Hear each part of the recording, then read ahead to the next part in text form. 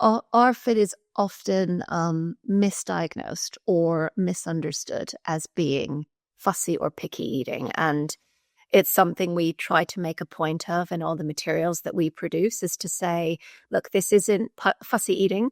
This isn't, a behavioral. It has nothing to do with parenting or what someone might, deem as poor parenting. It is very much a physiological reaction to food.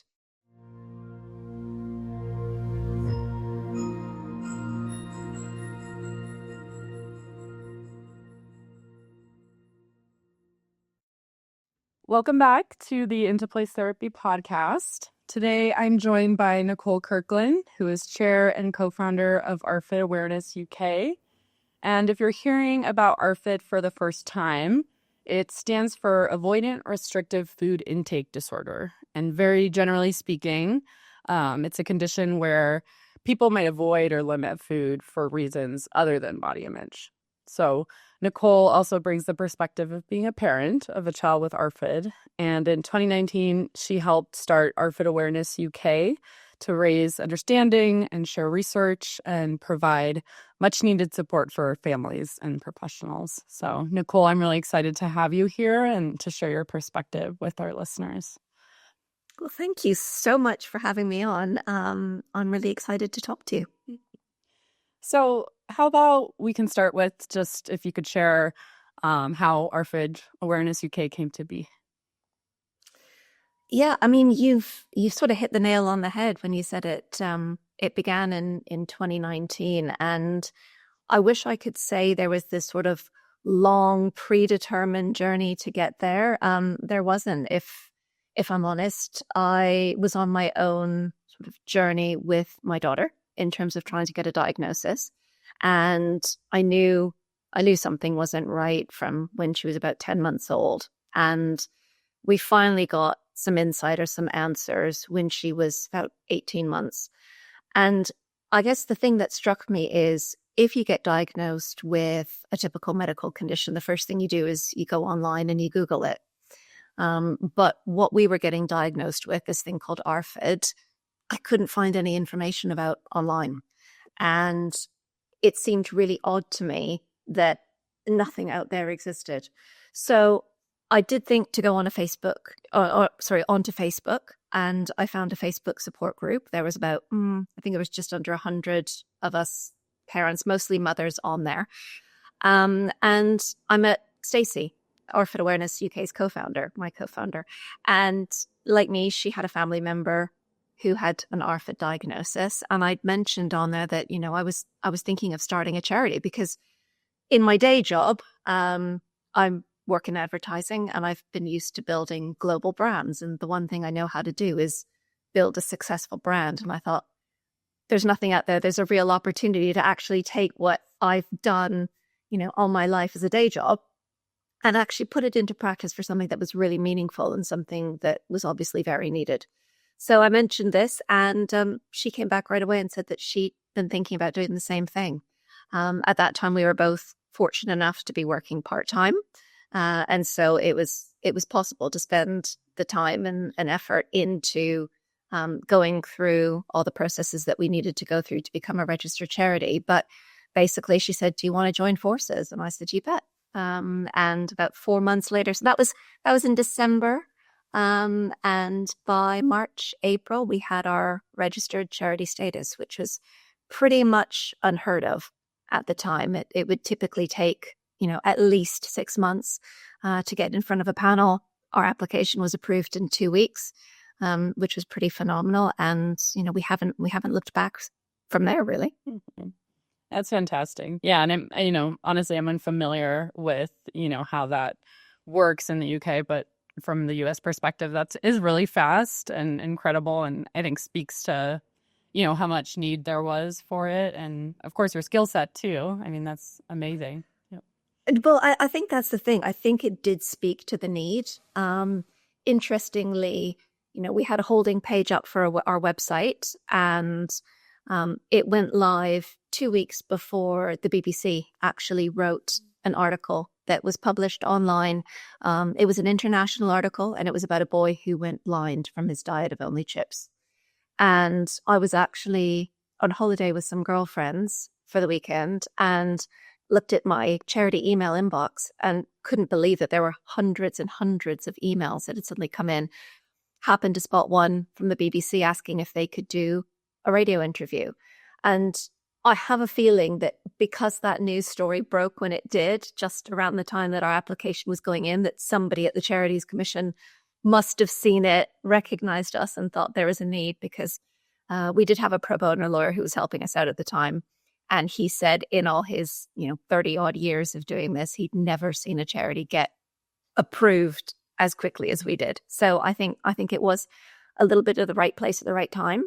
But yeah, the stars aligned, and here we are, years later, 7 years later. Wow, that's incredible. I really admire that. And congratulations too. That's no easy feat, even though you have so much experience. That's a lot of work. Well, we do joke that we're sort of in it. We're like a married couple now. We're in this for life. We are bound by the charity, and there's no going back. And for listeners who are unfamiliar with ARFID, and of course I understand that you're not a clinical professional, but you do have personal experience, and of course in your organization you speak to this. How would you explain what ARFID is and why it's so often misunderstood or misdiagnosed? Yeah, absolutely. I guess to put it in really layman's terms, as you've said, ARFID is almost, I'm going to use a phrase that I really despise, which is it could be described as extreme picky eating or extreme fussy eating. And I'll say why I don't like the term fussy eating, because actually it's a bit of a blessing and a curse when it comes to how I describe ARFID. And that is, it's a real aversion to foods or entire food groups. So, and it's often based on the sensory properties of that food. The diagnostic criteria sort of lay out a bunch of different criteria that need to be met. And research has shown there's actually about 3 different subtypes of ARFID that exist. But mainly the main driver, what most people have, is a real sensory sensitivity to tastes, to smells, and that basically inhibits or prohibits their ability to engage with food. And by that I mean sort of smell it, taste it, chew it, and then eventually swallow it. Mm-hmm. And you mentioned it yourself with the picky eating piece. And so what are some of maybe the most harmful myths or assumptions that you've encountered? Yeah, because I did say it was both a blessing and a curse, didn't I? Which is, I think, ARFID is often misdiagnosed or misunderstood as being fussy or picky eating. And it's something we try to make a point of in all the materials that we produce, is to say, look, this isn't fussy eating. This isn't, a behavioral. It has nothing to do with parenting or what someone might, deem as poor parenting. It is very much a physiological reaction to food. And so people often will see a child who has a very limited diet, who has ARFID, so avoids complete food groups altogether, and eats a lot of processed packaged food. And I can go on to talk about why that is. But the first thing they'll do is sort of say, oh, they're fussy eaters or they're picky eaters, and they'll blame the parents for that.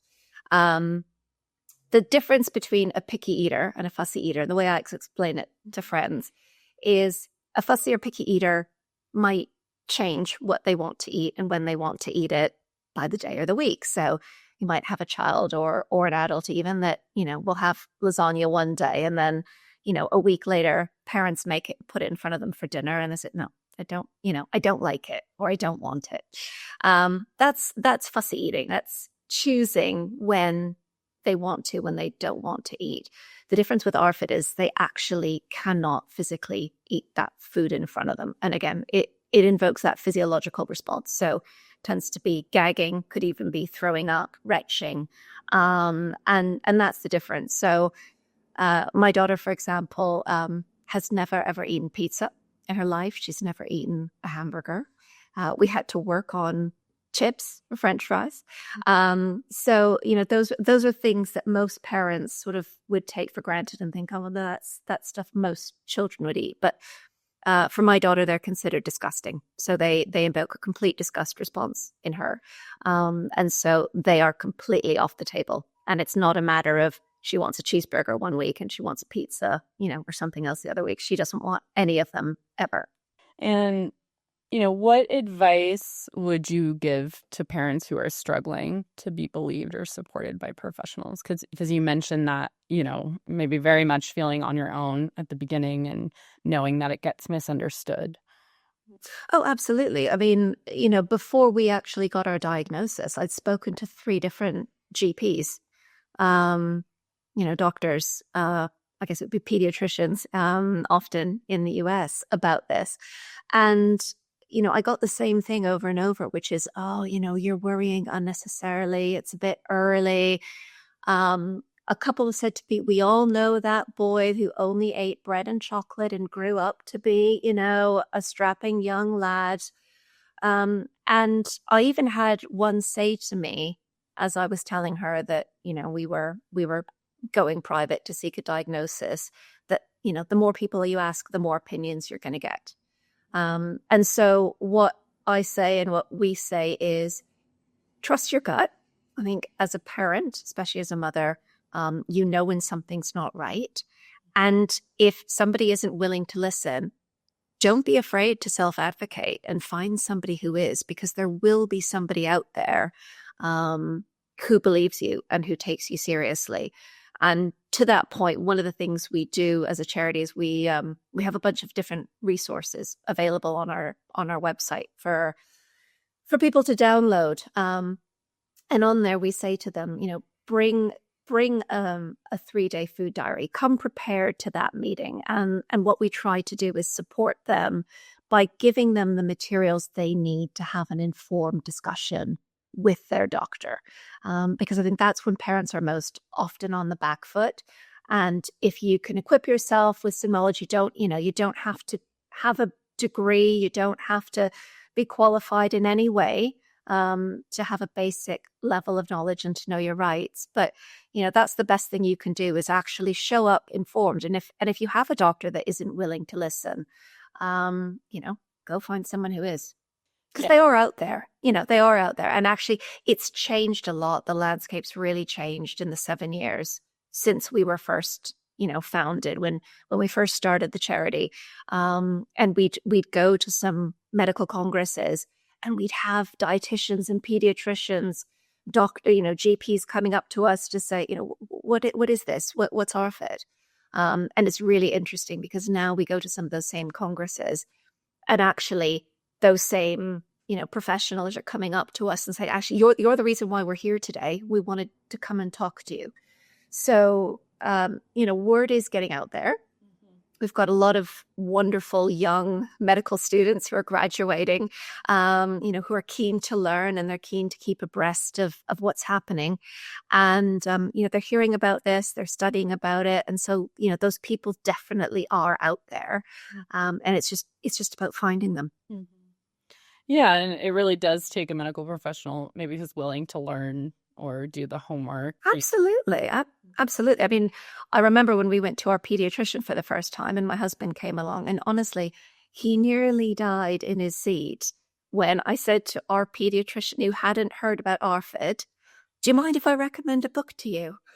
And the look on his face was just, he was mortified that, his wife here, who, has no medical degree, was recommending a book to this very learned man. But he's absolutely brilliant. I adore our pediatrician. He turned around, he said to me, oh, absolutely. He said, I love it. Absolutely love it when my patients recommend books and stuff to me. He said, it's a two-way street. And, that's the gold standard. That's what you want, is somebody who doesn't know to say, I don't know, but I'm willing to find out.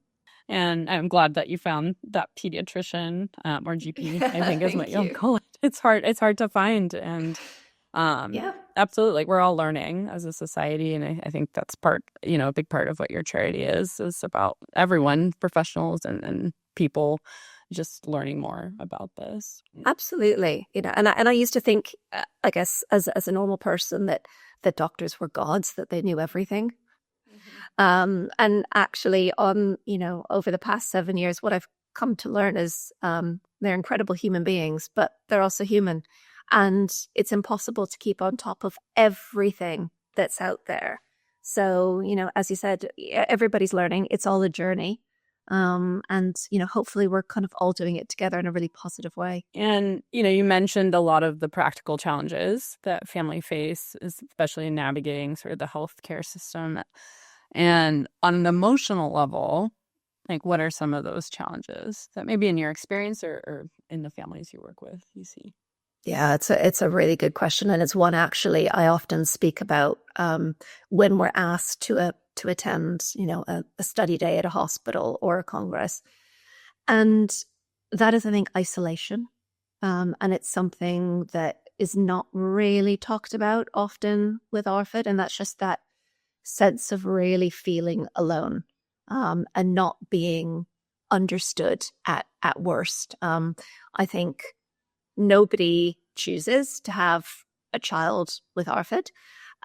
Nobody expects it. So it's a bit of a surprise when you discover that this is your reality. And I guess what makes it particularly difficult is, unlike with some other, neurodevelopmental conditions, people have heard of them. People have heard of autism. People have heard of ADHD. They're somewhat vaguely familiar with it.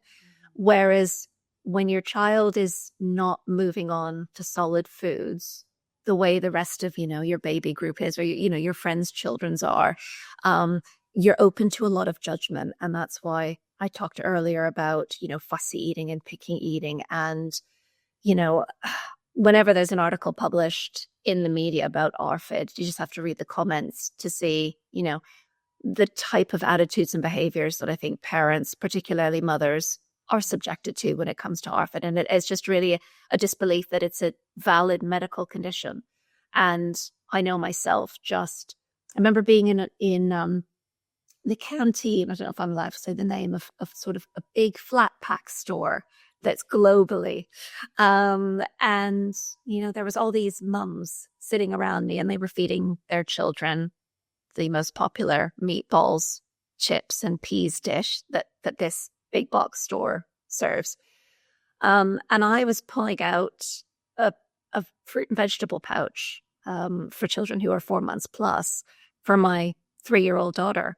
And I was so self-conscious because even other mums would look at me, and you could just see the judgment, and you could see the questions on their face as to, why is this mum giving this child something which is not only just meant for babies, but looks like lazy parenting? Like I couldn't be bothered to cut up some vegetables or make her, a sandwich, that I was just throwing pouches and prepackaged foods into a lunch bag.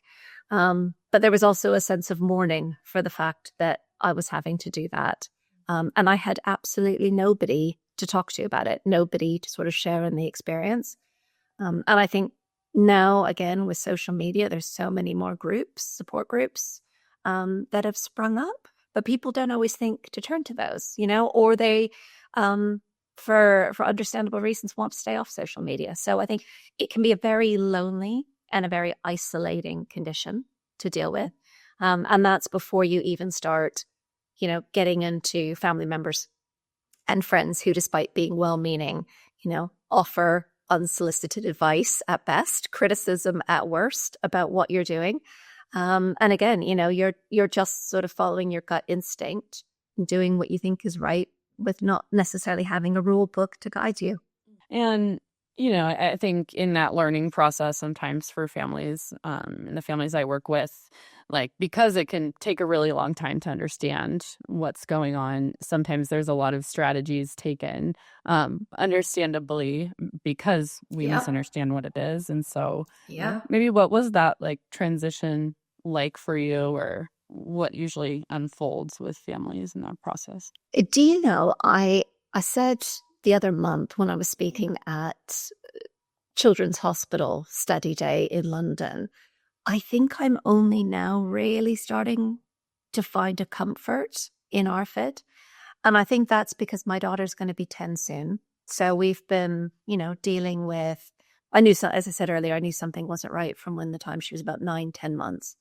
But it wasn't until she was probably 7 or 8 when I actually really settled into our reality and accepted that, the dream I had of being this earth mother who was going to cook, organic food, and she was going to love it. And I was going to expose her to all these different international foods, because when I was pregnant, I made sure that I did that myself to give her the right tastes that she was supposed to have, that wasn't ever going to happen. And I think the most anxiety-ridden times have always been holidays, particularly Christmas. And I found it really upsetting when we'd get together at the dinner table, and, everybody's tucking into turkey and stuffing and the usuals. And the most that she would have is maybe a Yorkshire pudding, or, ideally want something completely different. And at first I found it really, really hard because I felt that I was failing as a parent. We weren't meeting this ideal that I had in my mind that should happen. Christmas should be about everybody getting together around the table. But actually, this has really been the past 2 or 3 years. I've come to accept that Christmas dinner can be what everyone wants it to be. And her ideal Christmas dinner doesn't have to look like mine, and mine doesn't have to look like my husband's. So now I ask her, what would you like for Christmas dinner? And this year, it was a bowl of Rice Krispies. So great. She had a bowl of Rice Krispies. And for the first time, I didn't feel really sad or upset and feel like I had failed, because it was a shift. It took a shift in my mindset rather than trying to see her behavior as being a failure to succeed at something. So it's been a long process. And I think the fact that she's growing, the fact that she's healthy has really helped with that, because I think often when children are diagnosed, which they can be diagnosed as early as 3, and most of them are diagnosed on that, the younger end side of things. I think it's natural. There's this compound worry of, will they be okay? Well, now I can see that she is okay. And, she might never eat at a buffet of the world. But at the moment, she's happy, she's healthy, she's growing. And that's really all that counts. Absolutely. And, in a lot of ways, I hear in what you're saying, sort of like quality of life for the person and for the family. And sometimes we have this assumption of what that is. And, in my work with families, we talk a lot about okay, we can preserve family traditions, right? And things that are important. Exactly. And it's just going to look different. But the things that matter most important in that are still there.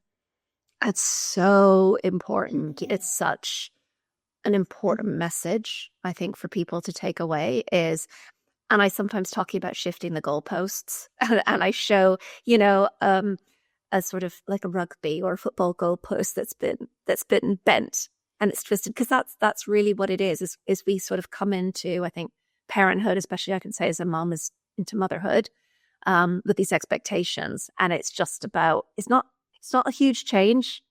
It's just how you look at things and just sort of shifting your expectations a bit. And, of course, right at the family level, there's a lot of work that you just described, right, that happens. And then, of course, we have this whole layer of the education system and the child experience at school, the family's experience at school. And so, what do you see happen there, families experience once the kid does go to school? They will. And school is probably one of the other big areas of focus for us as a charity in terms of the work that we do and how we try to help people. And it's explaining what ARFID is, as you say again, to busy people with no medical degree who are coming at this sort of from, I think, At best, open-mindedness. I think at worst, it's even a position of doubt, because they will have heard of, parents who've said, for whatever reason, that they want to send their child in with a bunch of chocolate bars and, crisps and this sort of thing. And it's working with them to get them to understand that, no, this is a real medical condition, and actually some appropriate changes need to be made in order to make that child feel comfortable, in order to make sure that they eat what they need to eat in order to learn, and that, they can do that in a way that's not going to impact on other children. So it should be very easy to do. I think we have a term that's often used called reasonable adjustments. So that's one of the buzzwords I've picked up is sort of saying to the school, this should be a reasonable adjustment to have made, and that can be something as little as, if school meals are something that everybody has, is allowing the child to bring in a lunchbox, right? Getting the women who work in the school canteens to understand that, this child might have foods in its lunchbox that, don't necessarily conform to the school's healthy eating guidelines, but, in this instance are okay, because it's better that they eat something than nothing at all. It might be that the child needs to sit away from other people. Growing up, we all ate lunch in our classroom at our desks. And sometimes, for children with ARFID, being around smells of food can be really overwhelming and is enough to sort of trigger that physiological response. So being able to eat in the hallway, or in another sort of quiet area, it's all things that schools should be able to accommodate reasonably easily that will make a huge, huge difference for that person with ARFID. Mm-hmm. And, it's kind of looking at this like systemic, bigger level. What kind of changes do you feel like need to happen in healthcare or education to make sure that ARFID is taken more seriously? I mean, we need, in the UK here, we need nice guidelines, which basically means they are a published set of guidelines that, all medical professionals adhere to in terms of diagnosing and treating ARFID, because at the moment we don't have those. And we don't have them, I think, if I'm going to be really honest, it's because the minute you publish those, you need to have treatment and care pathways. So we need more funding. And in order to set up these services, child mental health services are really, really stretched in this country, as I'm sure they are in the US, Canada, Australia, sort of a lot of Western countries, well, all around the world, really. And so we need more funding to be able to have dedicated ARFID services.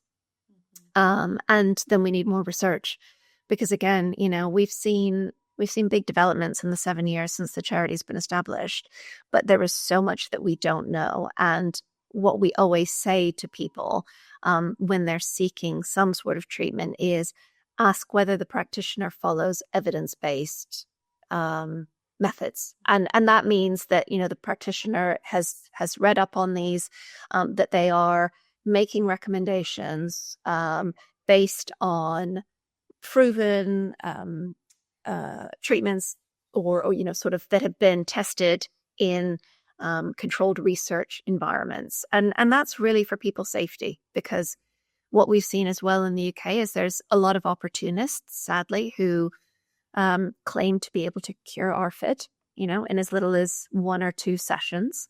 And besides the fact that it can cost, families who really can't afford it a lot of money, it also doesn't work. And, at worst, it can really, really harm somebody. So it's really important that, we get more research, more funding, so that more people can make the right recommendations, so that more people, can access it.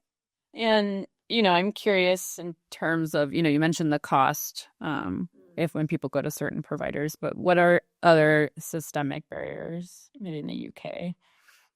I think just availability. So we talk about something called a postcode lottery over here, which In the UK, for example, we're divided into counties similar to your states, and each of those is run independently. So depending on where you live, there might be an ARFID service offered by, it could be either your local hospital or your child and adolescent mental health unit. So, but there might not be.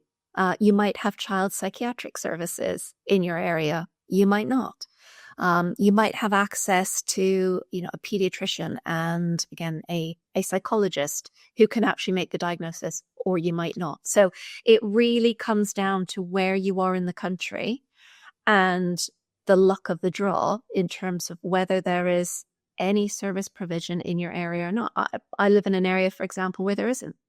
So although we were able to get a diagnosis in London from our tertiary provider, we don't have a primary care service in the area that I live in.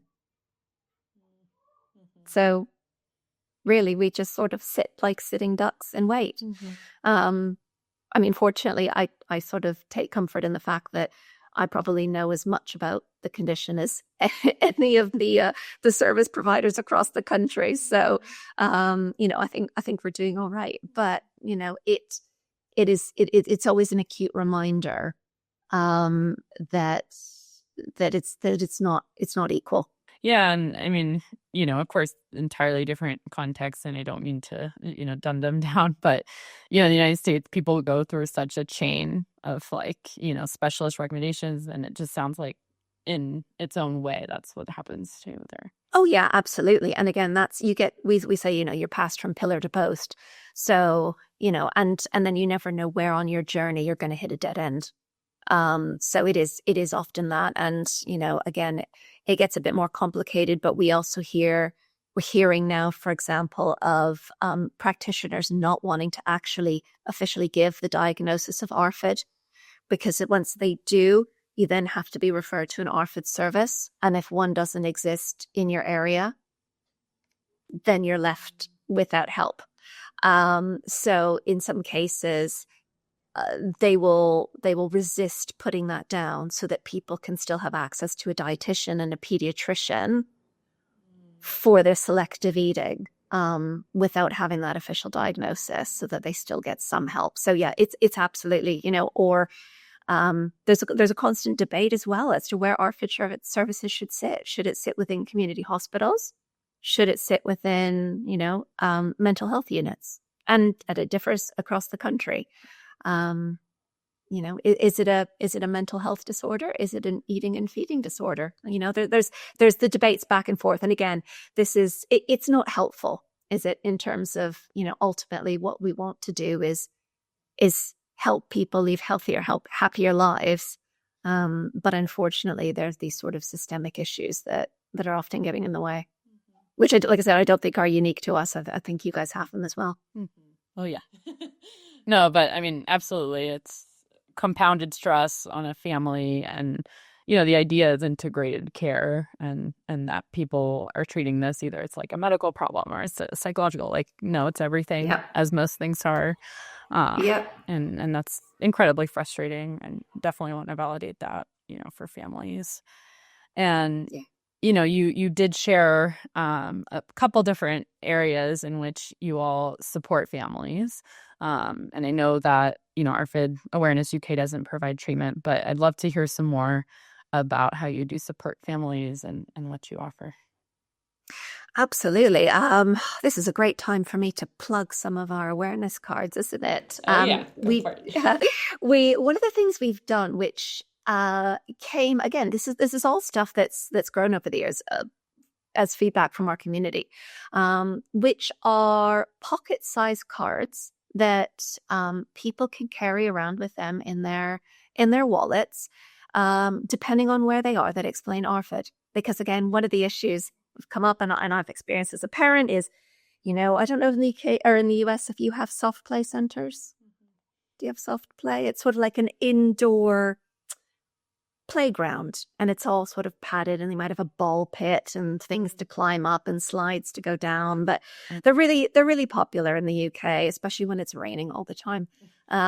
But you go into one of those and there's signs all over the place that say no external food or drink, right? I've been there, you're exhausted because your child's been up a couple times in the night. You go to the soft play center because it's raining. You've had very little sleep. You see these signs, but there's nothing at the soft play center that your child would eat.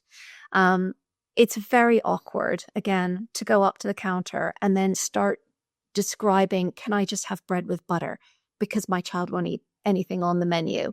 Or when somebody comes over to you and says, I'm sorry, you can't bring outside food in, to then start trying to explain ARFID. So what we did is we created these little pocket cards, which people can carry around with them and they can give, whether they're at a restaurant, whether they're at an events venue, or, something like soft play, or, an arena, that just basically explains ARFID to that person, and that they can take it away in a really discreet manner. It can just hand it over to a waiter or waitress, for example. They can take it away, read it, and come back, and basically, help that family and give that family the meal experience or the play experience that's best suited to them. So it's things like, not questioning why the child hasn't finished eating what's on their plate, or making comments like, if you don't finish your dinner, you won't be able to have any dessert. It's those types of things that just basically say, somebody at the table has ARFID, couple things, they might need to have a special request, or please do not make any well-meaning comments that just kind of help people get by on a day-to-day basis. We recently created one for schools as well. And to your question about the challenges around schools, and that's because, again, well-meaning dinner ladies, as they're called over here, might come round and, pull a child up on the fact that their lunchbox contains food that, goes against the school's healthy eating policy. Well, this is something that is official, that basically gives people a get out of jail card. Again, my experience is nobody wants to upset anybody.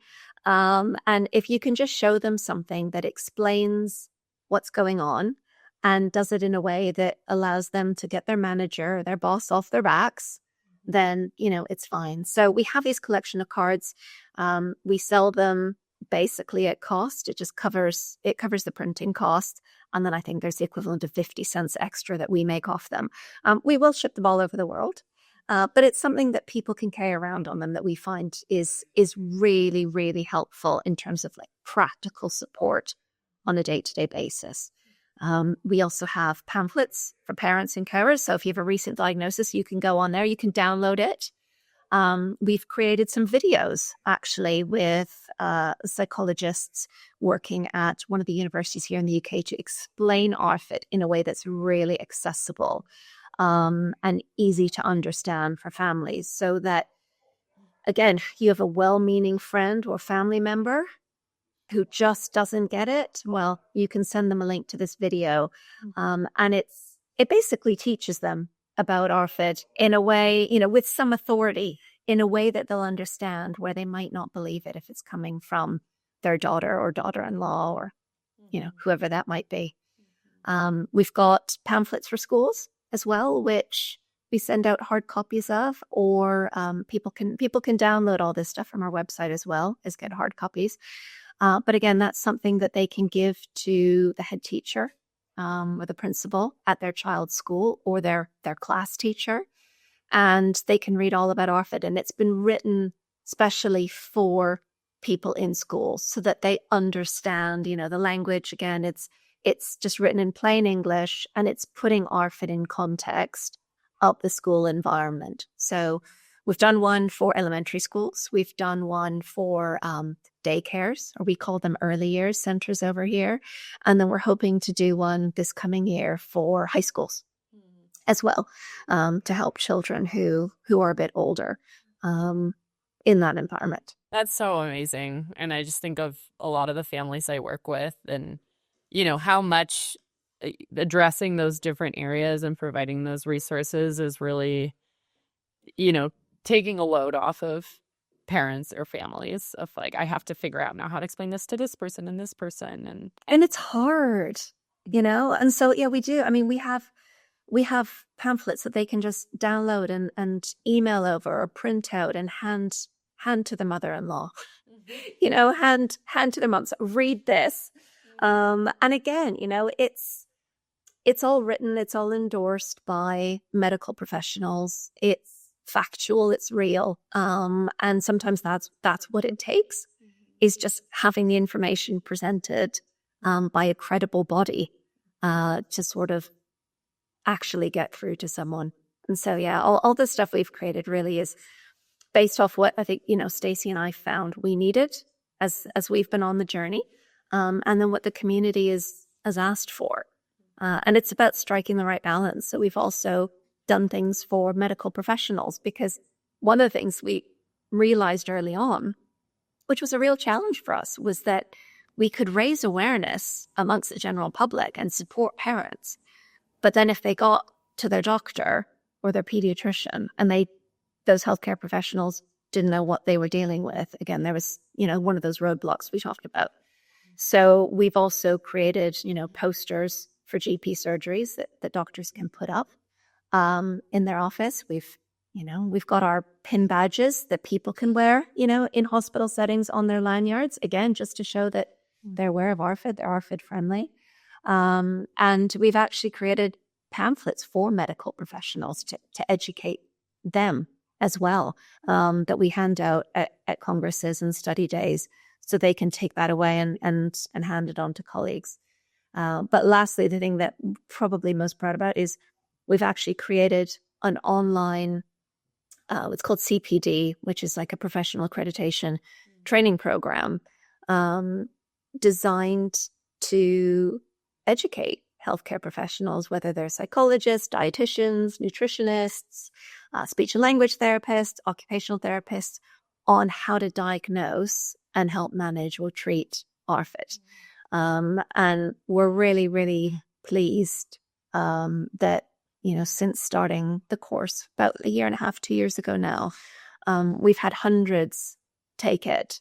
And that's what they've then used to set up pilot programs in their areas to fill some of those gaps that I talked about. So, yeah, we try to balance it out with supporting parents, supporting carers, but then also really supporting healthcare professionals, because, you know, as much as I say, you know, the parents and families are on their own and often feel really isolated, healthcare professionals do too, actually, sometimes. And they feel like they're, you know, I don't know, you might as well feel like you're sort of fighting the fight on your own without the resources and support, you know, that you or they would like. So we try to do that as well and try and balance it out that way.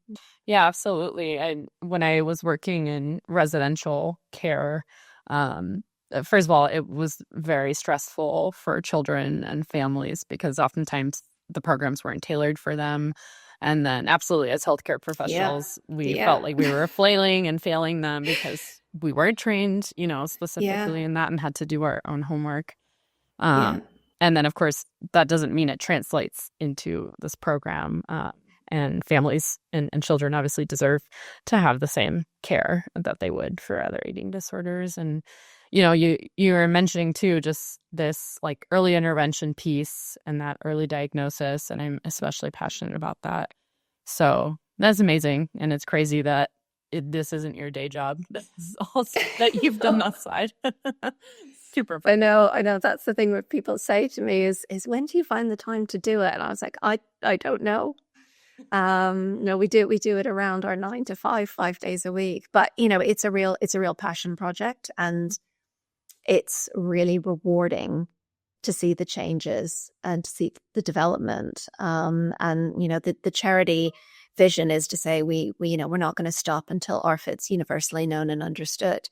And, you know, it's true, you know, that we're here for the long haul, to get there, because there is so much still to achieve. It could very much be our full-time jobs. And maybe, hopefully, one day it will be. Yeah. But yeah. I mean, that's the dream. That would be the dream. If I want anyone in charge of that, it's you two. So, well, thank you. So we'll get there one day. Absolutely. So what's maybe one last message that you want to leave caregivers, educators, or health professionals who are just starting to learn about ARFID? All food is good food. That's the most important thing. And it's probably the thing that changed my life with ARFID, or my life with having a child who has ARFID the most. And it was something a dietitian said to me. Again, my daughter was 3. We had our diagnosis from the London hospital not that long before. Was back in sort of community care, saw her, and she said to me, Halloween tomorrow. Yeah, a big Halloween fan. It's my favorite holiday of the year. I love it more than Christmas. So I was like, oh yeah, you bet it's Halloween. And she said, is your daughter going to go out trick-or-treating? I was like, oh yeah, like, is she ever? And she said to me, okay, if she comes home and she wants to eat all the sweets or, candy in her bag, let her do it. And she just said, all food is good food. And it was such a pivotal moment for me. There was that, I think it was also that permission, again, changing the goals. They talked about changing the rule book a little bit, was to say all food is good food with ARFID. Like, all calories count, and there is some worth and some validity in anything and everything. So she said she wants to go through and eat every piece of candy in her, in her sack. Let her do it. I said, all right. So, she came home, and sure as heck, she got through most of it. But what it taught me, and what I found really interesting, was that I think one of the reasons she ate it was because it didn't look like food. So, a jelly sweet, a gummy sweet, which is blue and, looks like a Smurf or a spider or something, doesn't look like a piece of pizza. It doesn't look like chips. Mm-hmm. So I think in her mind, it really wasn't the same thing. But it was that was a really eye-opening thing for me. And one of our trustees in the book she's written talks about the fact that chocolate is a brilliant source of soluble iron. Great. Mm-hmm. So parents, mum friends joke and say I'm the best person to hang out with because I can justify the nutritional value of almost anything. But it's true. You look at a piece of chocolate cake, it has fresh eggs cooked in it. It has milk in it. It has flour in it. And so, it really is about letting go of some of those, what do you call them? I don't know if they're sort of myths or attitudes that we have, in the West about how we should parent and what being a good mom looks like. But, all food is good food is something that, is still to this day. This morning she wanted a chocolate muffin for breakfast. And, I'm sitting there going, oh God, is that really going to be the healthiest choice? But all food is good food. And, I'll just keep an eye on the rest of what she eats during the day. And she'll, she's had cereal for lunch, and she'll probably have toast with Nutella for dinner. But, there's protein in that. Mm-hmm.